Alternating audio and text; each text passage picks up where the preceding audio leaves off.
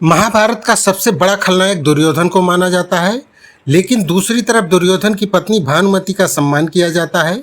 क्या आप जानते हैं कि दुर्योधन की पत्नी ने अर्जुन से शादी की थी?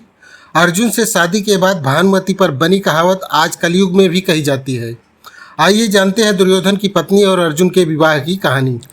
महाभारत के बारे में जब भी बात की जाती है तो पांडव और कौरवों की लड़ाई का उल्लेख किया जाता है।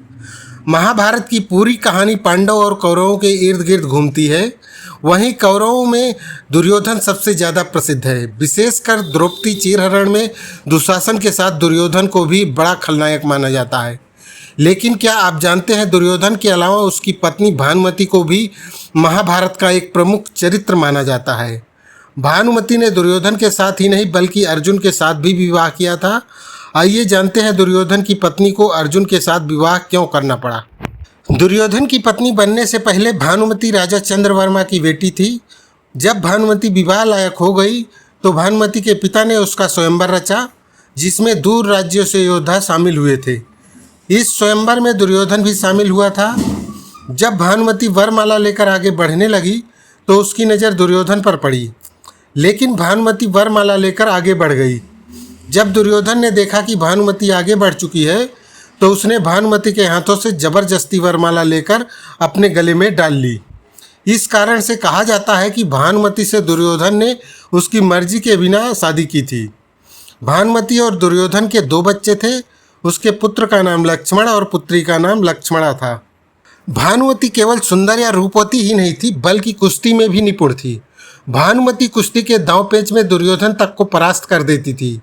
इसका कारण यह था कि भानुमति के पास ऐसी कुश्ती करने की तकनीक थी जिसमें बड़े से बड़े योद्धा भी हार मान जाते थे। कहा जाता है कि भानुमति के गुणों के कारण ही दुर्योधन भानुमति से बहुत प्रेम करता था और उसके पराक्रम से बहुत प्रभावित था। दुर्योधन की मृत्यु के बाद भानुमति के सामने उसके 2 बच्चों की परवरिश की जिम्मेदारी थी। भानुमति को लगने लगा था कि समाज में दुर्योधन के बच्चों को हमेशा अपमान सहना पड़ेगा। श्री कृष्ण को भानुमति की इस दुविधा के बारे में पता चला तो उन्होंने भानुमति को अर्जुन से विवाह करने का मार्ग सुझाया। श्री कृष्ण ने कहा कि अर्जुन की पत्नी बनने से भानुमति को भी समाज में सम्मान की दृष्टि से देखा जाएगा और दोनों बच्चों को भी कोई समस्या नहीं आएगी। यह बात मानकर भानुमति ने अर्जुन के सामने विवाह का प्रस्ताव रखा, जिसे अर्जुन ने श्री कृष्ण के कहने पर मान लिया। भानुमति की पहचान केवल अर्जुन या दुर्योधन की पत्नी होने तक सीमित नहीं थी, बल्कि भानुमति को उसके स्वभाव और व्यक्तित्व के लिए भी महान माना जाता है। सबसे पहली बात तो यह कही जाती है कि भानुमति ने खुद दुर्योधन को नहीं चुना था, बल्कि दुर्योधन ने जबरदस्ती भानुमति से विवाह किया था, इसलिए उसके चुनाव पर सवाल नहीं उठाया जा सकता।